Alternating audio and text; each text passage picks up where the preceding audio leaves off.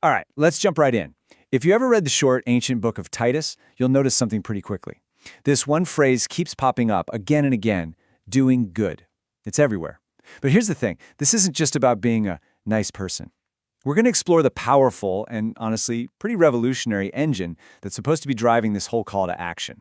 And this phrase right here, this is the heart of it all. Notice the order. It's not do good in order to be saved. It completely flips that script. The whole point is that people are saved first, and then they do good.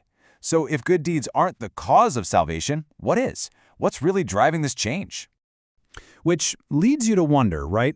Are we just looking at some ancient moral code? Another long list of do's and don'ts designed to make people behave themselves? Well, as we're about to see, the answer is way more profound than that. Okay, so to really get what this do good thing is all about, we can't start with the rules. The text doesn't frame it as a starting line, but as the finish line. It's the solution to a much, much deeper problem. The author, a guy named Paul, paints a pretty stark picture of what he calls the default human setting. And get this, he's not pointing fingers at anyone else. He completely includes himself, saying, look, this is where I came from too. And I mean, just look at this list. It is bleak.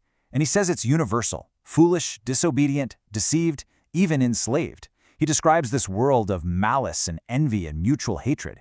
What he's saying is, this isn't just about a few bad apples out there. This is the very soil we all grew up in. This is the starting point for everyone. But right after painting that really dark picture, the entire story just pivots on a dime. The solution that's offered is not what you'd expect at all. So after describing that whole tangled mess of the human condition, the text says the solution isn't to just try harder. It's not about self-improvement or pulling yourself up by your bootstraps. Nope. The fix has to come from completely outside the system. It's actually framed as a rescue mission. And this right here, this is the core of the whole reversal. Salvation is presented as a totally unearned gift. It has nothing to do with your performance review or how many righteous things you've managed to do. It is based entirely on the character of the one doing the saving, on mercy, on kindness, on love. It just completely turns the whole idea of earning your way on its head. The text then kind of breaks down how this transformation works. It all kicks off with mercy.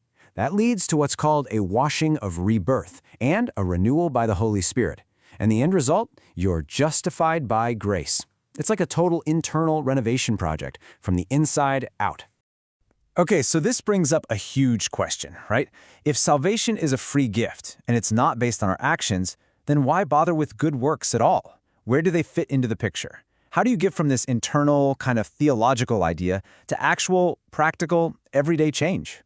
Well, the idea is that the connection isn't one of obligation. It's not a chore you have to do to keep your spot. Instead, it's presented as a totally natural overflow. The change on the inside just naturally produces good things on the outside, not because it has to, but because that's its new nature. Here's a great way to think about it. Just picture a child who lives in a deeply and unconditionally loving home. That child doesn't clean their room to earn their parents' love, of course not. They do it as a natural expression of the secure, loving relationship they already have.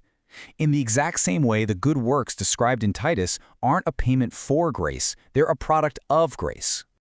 Now, it is so easy for us to hear this and just nod along and think, yeah, okay, that makes sense. But we have to understand just how absolutely revolutionary this was in the ancient world. This idea of directly connecting your personal ethics to your religion, that was not normal at all. So check this out. In the wider Greco-Roman world, religion was basically transactional. You made sacrifices to the gods to keep them happy and maybe get some good crops. The gods didn't offer a moral code. Being religious and being moral were two completely separate things. But Judaism and later Christianity came along and made this direct link. Who God is determines how you should live. That was a game-changing concept.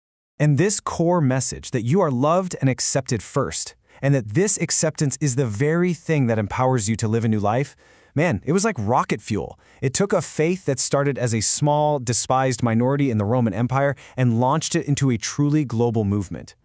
And if you fast forward to today, the results are just staggering. The faith's historic center of gravity, it's not in Europe or North America anymore, not even close. Today, a stunning 44% of Protestants live in Africa. You add in Asia with 18% and South America with another 18%, and you're looking at the vast majority.